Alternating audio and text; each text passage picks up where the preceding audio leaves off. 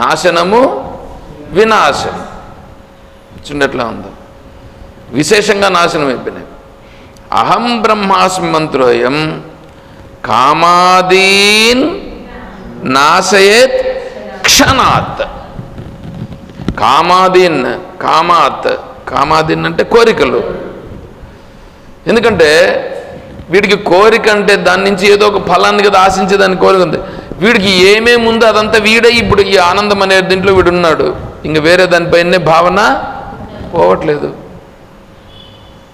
ఇంక ఇప్పుడేమైంది, కోరికలన్నీ కామాది నాశయత్ క్షణాత్. ఇంకా మళ్ళీ మీదటువన్నీ వివరిస్తే ఇంకా కొద్దిగా ఇది వస్తుంది. సరే, ఇప్పుడు ఇక్కడ వరకు చూసారుగా. ఇప్పుడు రండి, అది నీ ఒరిజినల్, అది నువ్వు ఒరిజినల్. దాంట్లో ఏం చేసావు? ఇప్పుడు చూడండి, సెంటర్ పాయింట్ ఒకటి పెట్టావు. ఏమిటా సెంటర్ పాయింట్? నేను. నేను నేను ఉందా లేదా?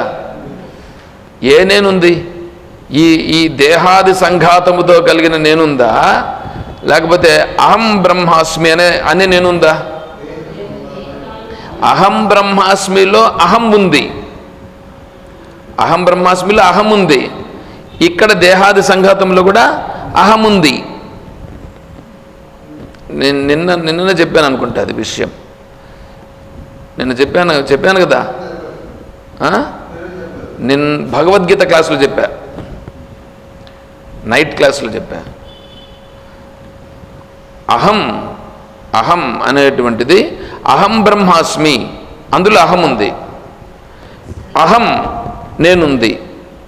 ఇక్కడ రెండు చూడండి, ఇందులో నేను అంటున్నాం మనం, అందులో కూడా నేను అని అంటున్నాం. నేను బ్రహ్మనై ఉన్నాను, అది ఆ నేను. ఈ నేను శరీరాది సంఘాతము నేను అని అంటున్నాం ఇక్కడ.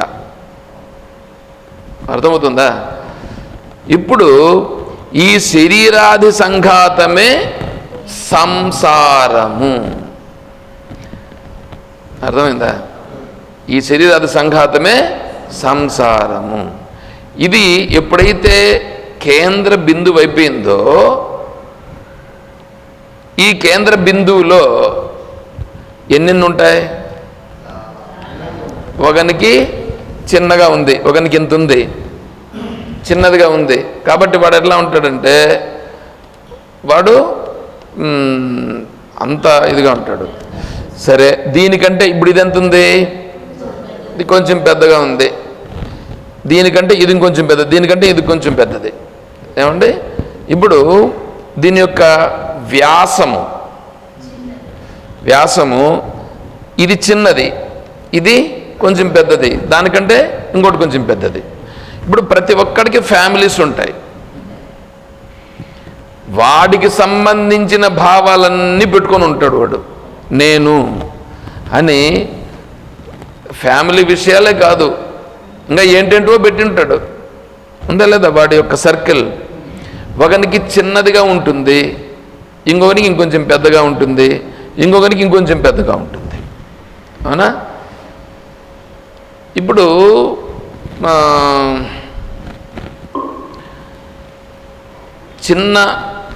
చిన్న ఫ్యామిలీ ఉండేటువంటి వాడికి ఏముంటుందంటే, ఇప్పుడు బ్రహ్మచారి అని అనుకోండి, అంటే పెండ్లి గల ఇంకా వాడికి ఏముంటుంది? వాడికి నేను ఉంటుందా ఉండదా? వాడికి నేను ఉంటుంది. చూడండి. ఇప్పుడు వీడు దేనిని గురించి ఆలోచిస్తుంటాడు వాడు సర్కిల్లో?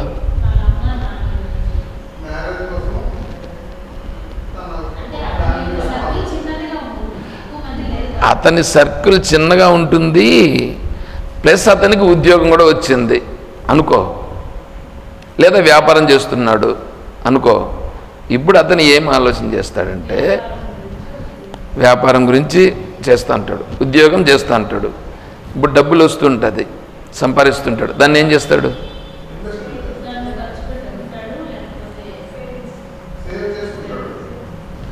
సేవ్ చేస్తున్నాడు కదా. ఎవరి కోసం సేవ్ చేస్తున్నాడు?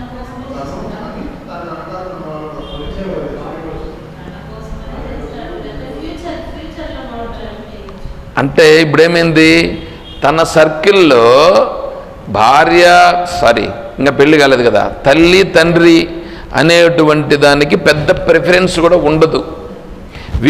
మీరే చెప్పారు కదా సేవింగ్స్ అని అన్నారు కదా, సేవింగ్స్ అనేసారంటే అటుకేమైపోయింది, నాది, నాకు సంబంధించి అని వచ్చిందా లేదా, అంటే ఫ్యూచర్ ప్లాన్స్ అన్నీ ఉన్నాయా లేదా. ఈ సర్కిల్ కొద్దిగా ఉంది.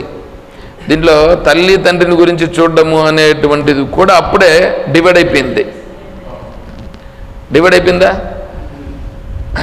నెక్స్ట్ ప్రయారిటీ కూడా తగ్గిపోయింది. ఎవడో ఒక్కడు అట్లా తల్లిదండ్రులకు ప్రాధాన్యం ఇవ్వాలంటే వాడు కొద్దిగా ధర్మ సంస్కారం ఉండల్లా, వాడు ప్రాధాన్యం ఇస్తాడు. మళ్ళీ ఇంకా సోదరులు సోదరిమణులు వీళ్ళందరూ ఉంటే నాకొకనికేనేమి సంబంధం, ఇంకొక కొడుకున్నారు కదా, లేకపోతే ఇద్దరు ముగ్గురు కొడుకులు ఉన్నారు కదా, నల్లగారికి వాటా అయ్యి నేను కూడా చూస్తా. ఇప్పుడు తల్లిదండ్రులను చూసుకోవాలంటే కూడా అంతే కదా. తల్లిదండ్రులు నల్లగారికి పెళ్ళైపోయింది, నల్లగారికి పెళ్ళైన తర్వాత ఏం చేస్తారు, మా దగ్గరే ఎందుకుంటారు మీరు ఎంతకాలం, నలుగురు కొడుకులు కదా, 3 నెలలు ఇడుండు, 3 నెలలు నలుగురు కదా, నలుగురు అంటే 4 మూలు 12 సంవత్సరానికి డివైడ్ చేస్తే 3 నెలలు ఇడుండు, 3 నెలలు ఆడుండు, 3 నెలలు ఆడుండు అంతే. అట్లా అంటే ఇప్పుడేమి వాళ్ళను కూడా ఏం చేస్తున్నారు, ఇప్పుడు డివైడ్ చేసారా లేదా, అంటే వీడి సర్కిల్లో అన్నీ కుంచుకుపోతున్నాయి లేదా. ఇప్పుడు భార్య వచ్చింది, పిల్లలు వచ్చినారు, ఇప్పుడు వీడి సర్కిల్లో ఏముంది, భార్య పిల్లలు ఈ సర్కిల్ ఉంది. దీంట్లో జరిగేటువంటివి ఎన్నో ఘర్షణలు, ఎన్నో వ్యవహారాలు, ఆ పిల్లలు వాళ్ళకు వాళ్ళు బాగా చదువుకోవడాలు, ఏ స్కూల్లో చదవాలా, ఏం చదవాల, ఏంటంటో ఎన్నున్నాయి. ఇదంతా సంసారం అవుతుంది కదా.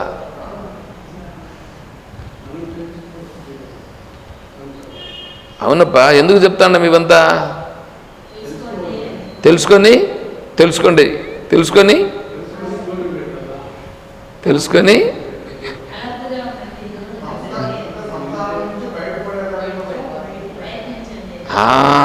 అందుకు చెప్తా ఉండేది. సంసారాన్ని చూస్తే కదా నువ్వు సంసారం నుంచి బయటపడేదానికి.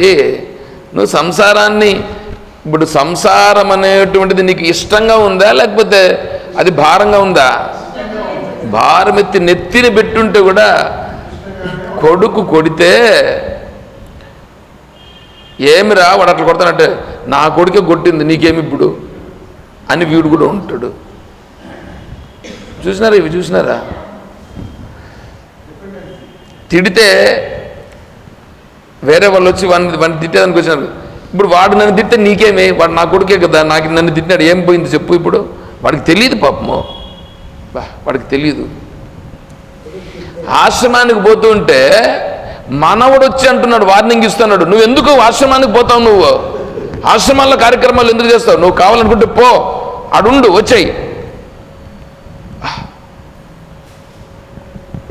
ఏమి ఇది అంటే ఈయన ముందు పెట్టాడా, వాడు ముందు పుట్టినాడా. చూడండి ఎట్లా ఉందో.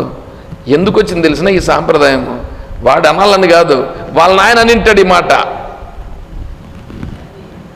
వాళ్ళ నాయన అని ఉంటాడు. వాళ్ళ నాయన ఎందుకు అన్నాడు, వారికి తెలిస్తే కదా. అంతే. ఇప్పుడు ఇంకా ఒకటి మాట్లాడతాను. వాళ్ళ నాయన అన్నాడంటే వాళ్ళ నాయనకి ఏ రోజన్నా ఆశ్రమాన్ని చూపించి, రే నాయన ఆశ్రమంలో ఇట్లుంటుందిరా, ఇదే ఆశ్రమం అని ఏ రోజన్నా చెప్పి ఉంటే అప్పుడు వాడేం చేసిండేవాడు, మా నాన్నగారు ఎంతటి గొప్ప పని చేస్తున్నాడు, జీవితాన్ని ఉద్ధరించుకునే పని చేస్తున్నాడు, నాకు కూడా ఆ మార్గాన్ని సూచిస్తున్నాడు అని కదా అంటాడు.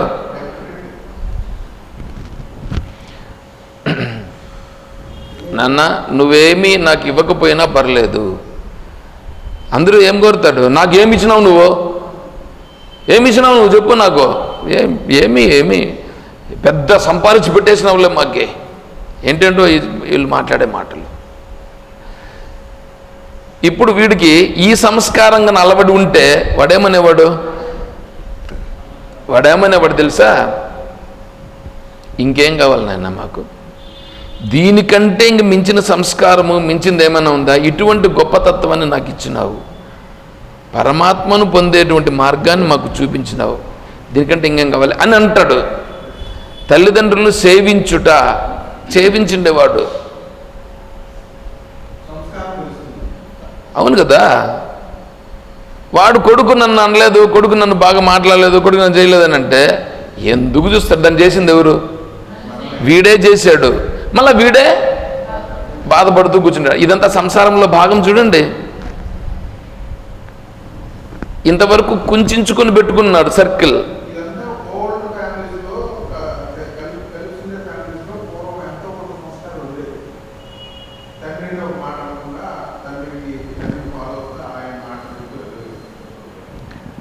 ఇప్పుడు కూడా కొంతమంది ఉన్నారు, లేరనేం కాదు. అయితే అక్కడ ఉండేది కూడా కొద్దిగా ధర్మబద్ధంగా ఉంటే అది చాలా గొప్ప విషయం. ఇప్పుడు తాత మనవడు అని ఒక సినిమా తీశారు. తాత మనవడు అని సినిమా ఒకటి ఉండేది.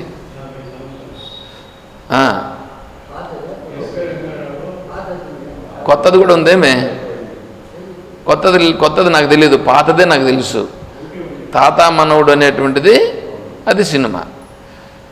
దాంట్లో తాత ఏం చేస్తాడు, కొడుకుకి ఏదో చేసినప్పుడు కొడుకు వాడు పెరిగిన విధానాన్ని బట్టి కొడుకు ఏం చేస్తాడంటే వాళ్ళ నాన్నకి ఒక ప్లేట్ దూరంగా పెడతాడు. వీడు మనవడు ఏం చేస్తాడు, వీళ్ళ నాయన తింటా ఉంటే ప్లేట్ని ఎత్తి పెడతాడు.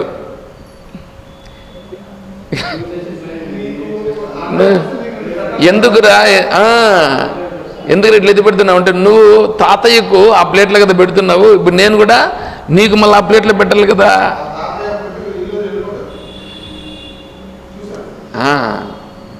అంటే ఆ సంస్కారం అనేది వాడికి వచ్చింది. దాన్ని చేసింది ఎవడు?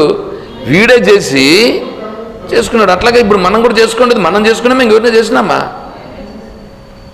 అయ్యా అహం బ్రహ్మాస్మి బ్రహ్మైవాహమస్మి అనేదాన్ని తెలుసుకోవా. ఇట్లాంటి ఆశ్రమం ఉంది, ఆ ఆశ్రమంలో ఇట్లా జరుగుతూ ఉంది, విచారం జరుగుతూ ఉంది.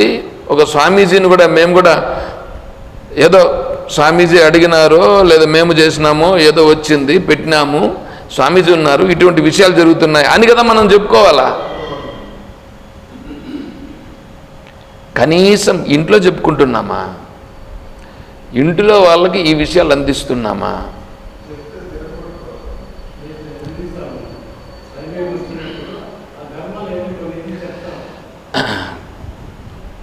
ఉండొచ్చు, చేయండి, మంచిదే. కాకపోతే ఇది కూడా సంసారంలో భాగంగానే చేస్తుంటాం, కానీ సంసారంలో నుంచి బయటపడడానికి చేస్తున్నామా చూసుకోవాలి. ఇది సర్కిల్, ఒక్కొక్కరి సర్కిల్ ఒక్కొక్క దీంట్లో ఉంటుంది. దీంట్లో ఫ్యామిలీ సర్కిల్ అనేటువంటిది కాకుండా ఇంకా ఏమవుతుందంటే, ఇప్పుడు దీనికి ఒక మేనేజ్మెంట్ ఉంటుంది. ఇది ఒక ఆశ్రమం కదా, దీనికి ఒక మేనేజ్మెంట్ ఉంటుంది. ఇప్పుడు వీళ్ళు దీని గురించి ఆలోచన చేస్తారు.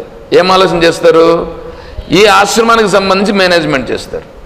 ఇంకొకతను ఇంకొక ఇన్స్టిట్యూషన్ పెట్టుకొని ఉంటాడు,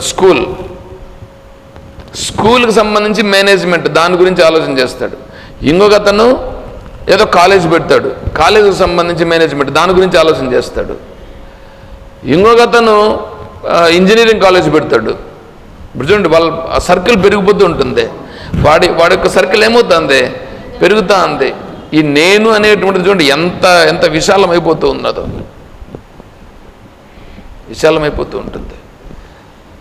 దీంట్లో నుంచి బయటపడాలనంటే ఇప్పుడు చూడండి, కర్మయోగం చూడండి ఎట్లా ఉంది. ఇప్పుడు అంత దూరం, అంత దాంట్లో ఇంత పెద్ద సర్కిల్ అయిందిగా. ఇంత పెద్ద సర్కిల్ అయిపోతే, ఇంత పెద్ద సర్కిల్ ఎంత ఉంది ఇప్పుడు మన సర్కిల్? ఎవరెవరికి తెలిసింది కదా, వాళ్ళకే తెలుసు సర్కిల్. ఇప్పుడు ఎంత సర్కిల్ నుంచి బయటపడాలిగా నేను? ఇంత సర్కిల్ నుంచి నేను బయటపడాలనంటే ఎంతసేపు పడుతుంది?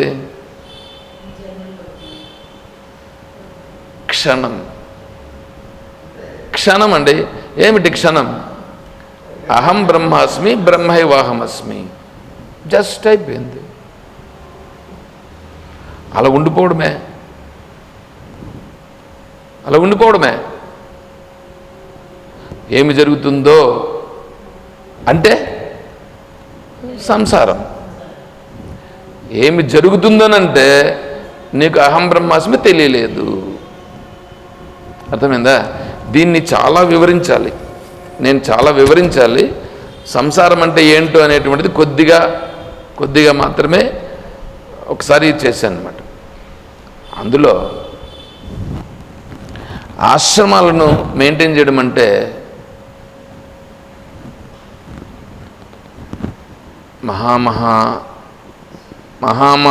మహామహులే ఆశ్రమాలను, దేవస్థానాలను మెయింటెనెన్స్ చెయ్యరు. తెలిసిన వాళ్ళు చెయ్యరు. ఎందుకంటే శ్రీరామాయణంలో ఒక చిన్న కథ, ధర్మగంట ఉన్నింది. విన్నారు ఎప్పుడన్నా? ధర్మగంట. ఎవరికైనా ఏమైనా అన్యాయం జరిగితే గంట కొడితే అది రాముల వారికి తెలిసి రాముల వారు వాళ్ళని పిలిపించి వాళ్లకు విచారించి న్యాయం చేసేవారు. ఒకరోజు ఏమైంది, ఆ ధర్మగంట పెద్దగా మోగేది కాదు, రాను తగ్గిపోయింది రాముల వారి కాలంలో. ఒకరోజు ఏమైందంటే ఒక కుక్క వచ్చి ఆ గంటను పట్టుకొని కొడతా ఉంది, కదిలిస్తూ ఉంది, గంట మోగుతూ ఉంది. ఎవరో గంట మోగించారు, ధర్మగంట. తెలుసా మీ కథ ఇది? సరే, ఇప్పుడు రామచంద్రుల వారు ఎవరు చూడు, కుక్క కొడుతుంది స్వామీజీ. వీళ్ళు కుక్క కొడతా అంటే తరిమేసేదానికి కొంతమంది చూశారు, ఎందుకంటే దానికి తెలియక ఏదో కొడుతుందని. రాముల వారు దాన్ని అంగీకరించలా, తరిమేదానికి చూశారు. కానీ అది అట్లా కొడుతూ ఉంటే కుక్కను పిలుచుకురండి, కుక్కను పిలుచుకొచ్చారు. ఈ గంటను కొట్టావు కదా, నీకు తెలిసిందా అని. తెలుసును, తెలిసే కొట్టినాను. ఏమండి అది మాటలు ఎట్లా మాట్లాడింది ఇదంతా నన్ను అడగద్దండి.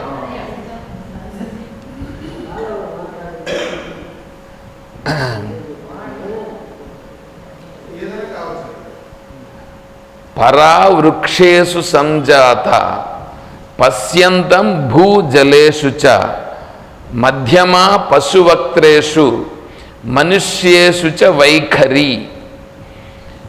మనలో ఉండేటువంటి భావములను వ్యక్తపరుచుట అనేటువంటిది ఇప్పుడు లలితా సహస్రనామావళిలో కూడా పరా పశ్యంతి మధ్యమ వైఖరి రూప అని ఉన్నది. లలితా సహస్రనామావళి ఎప్పుడన్నా చదువుకుంటే మీకు తెలుస్తుంది. పరా పశ్యంతి మధ్యమ వైఖరి రూప. ఇప్పుడు మీరు మాట్లాడతారా?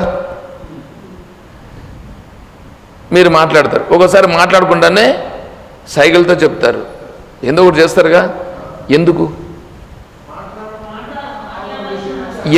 మాట్లాడుతున్నారు? ఎందుకు మాట్లాడుతున్నారు?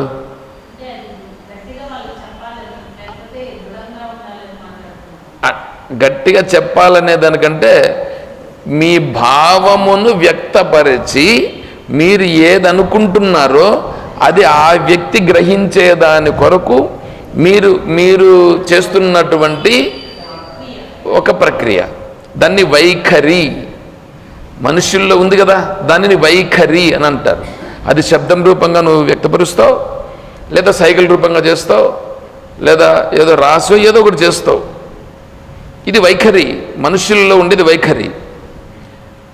దాన్ని మనుషుల్లో ఉండేటువంటి భావ వ్యక్తీకరణను వైఖరి అని అంటారు. ఇప్పుడు ఈ వైఖరి అనేటువంటిది లలితామాత యొక్క రూపం. లలిత అంటే ఏమని నేను చెప్పాను, లలిత అంటే ఆనంద స్వరూపం. సరే, ఇప్పుడు మధ్యమ పశువక్త్రేషు, మధ్యమ, పశువులు పక్షులు ఇవన్నీ ఉన్నాయిగా. పశుపక్షుల్లో అవేం చేస్తాయి, అవి మనలాగా పూర్తిగా వ్యక్తపరచలేవు, శబ్దం రూపంగా ఈ మాటలతో చెప్పలేవు. కానీ అవి చెప్పగలిగే భాషలో అవి చెప్తాయి. అవి చెప్పగలిగే భాషలో అవి చెప్తాయి. దానిని తెలిసేటువంటి వాళ్ళు కొంతమంది ఉంటారు, దాన్ని తెలుసుకునే వాళ్ళు కొంతమంది ఉంటారు. ఇప్పుడు మీకు ఒకటి తెలిసి ఉంటుంది ఏంటంటే,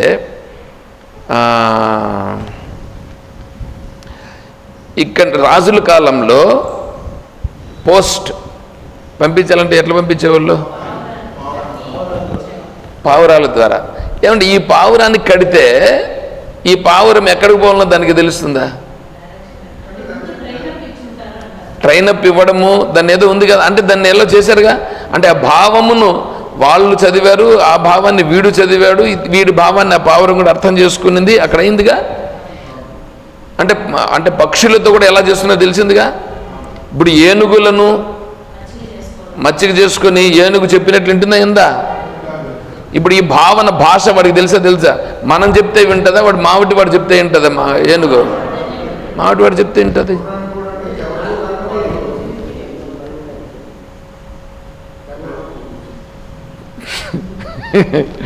సరే ఉందిగా. కుక్కల్ని టామీ, ఏందో టామీ, జిమ్మి, ఏంటంటో పేర్లు నాకు వద్దులేండి, అవి పేర్లు పెట్టుకున్నారు లేదా? వాటిని పెట్టుకొని వాటికి ట్రైనింగ్ ఇచ్చి వాటిని తీసుకొని పోతుంటారు. ఇప్పుడు ఆడ వైఖరి తెలుసు, అవి మాట్లాడే భాష వీడు మాట్లాడేది దానికి తెలుస్తుంది లేదా? కమాన్ షేక్ హ్యాండ్.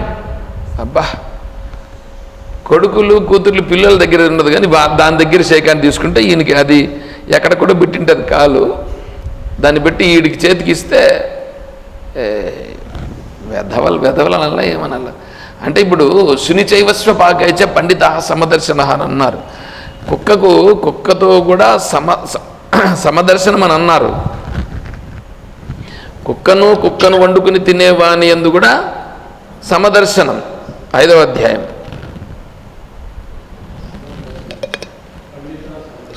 విద్యా వినయ సంపన్నే బ్రాహ్మణే గవిహస్తిని శునిచైవస్వపాకేచ పండితా సమదర్శన ఉంది కదా. ఇప్పుడు సమదర్శన అంటే మీ కుక్కను తీసుకొచ్చి పక్కన పెట్టుకోమని అర్థము ఆత్మదృష్టితో చూచుట. దానికి ఏ విధంగా ఇవ్వాలనో, దాని వాల్యూ ఏమి ఇవ్వాలనో అంత ఇవ్వాల. సరే, అదైంది. ఇప్పుడు ఆ భాష అర్థమైందిగా. తర్వాత పశ్యంతం భూ జలేషుచ, భూమిలో జలముల యందు ఉండేటువంటి చూడండి జలచరములు, వాటి భాష ఒకటి ఉంటుంది.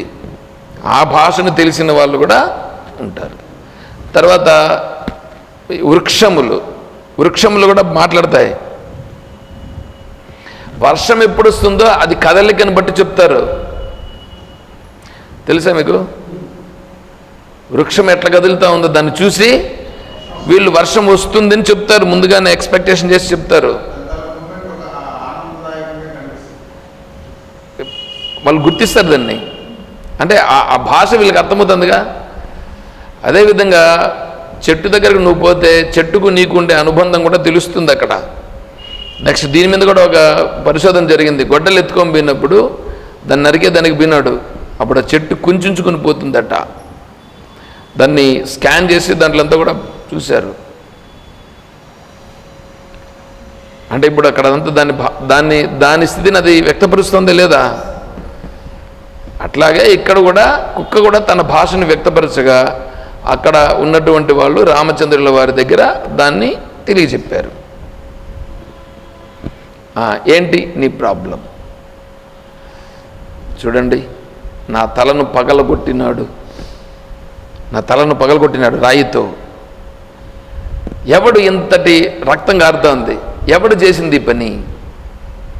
ఎవడి పని చేసింది? గుడిలో ఉన్నటువంటి పూజారి. గుడిలో ఉన్న పూజారి. ఆ పూజారిని పిల్లండి. పిలిచినారు. ఏమయ్యా నువ్వేనా కొట్టింది? నేనే కొట్టినా. కుక్కను తరిమేస్తే పోతుంది కానీ దాన్ని ఇట్లా కొట్టడం ఎందుకు? సరే ఎందుకు కొట్టినావు? అది నైవేద్యం పెడితే ఆ నైవేద్యం స్వామి దగ్గర పెట్టింటారు, మళ్ళీ తీసుకొని వచ్చేస్తారు. కొద్దిగా ఉంటుంది కదా మన వాళ్ళకి, ఇదొక అలవాటు, కొంచెం ఉంచడం. ఎవడు చెప్పినాడు అట్లా ఉంచమని? ఎవడు చెప్పినాడు అట్లా ఉంచమని? ఎక్కడుంది అది? చాలా మురుటు వద్దు. నా నోట్లో చాలా ఇది వస్తుంది. చెప్పినా కొంతమందికి ఎన్లా వదిలేసిన. దేవుని దగ్గర నీళ్లు పెట్టడం అంటే ఎవడయ్యా చెప్పినాడు నీళ్లు పెట్టమని? దేవుని నీళ్ళు తాగినాడు ఎప్పుడన్నా? ఒక రోజన్నా తాగినాడు నీళ్ళు? ఒక్క చుక్క తాగినాడు చెప్పండి? నువ్వు పూజ చేసేటప్పుడు నువ్వు సక్రమైనటువంటి పద్ధతిలో నువ్వు చేయాలా. నైవేద్యం పెడితే కూడా నైవేద్యం కూడా ఏం చేయాలా? ఆ సమయంలో నువ్వు నైవేద్యం పెట్టి దాన్ని తీసుకుని దాన్ని నువ్వు స్వీకరించి నువ్వు వేరే వాళ్ళకు పంచు. అది చెయ్యాలి. అంతేగాని ఆడ ఈగలు వాళ్తూ ఉంటాయి ఏందో. ఇప్పుడు మీరు కూడా ఆడబెట్టింటారు, నేను చూస్తుంటా. ఇప్పుడు ఈమె తెచ్చి పూలు పెట్టిందిగా, ఈమె అడిగిపోతుంది. ఎప్పుడు పెట్టినదా నైవేద్యం? అది ప్రసాదము పొద్దున్న పెట్టారు. పొద్దున్న పెట్టిండే ప్రసాదం ఇప్పటికి ఎట్లా ఉంటుందండి? అది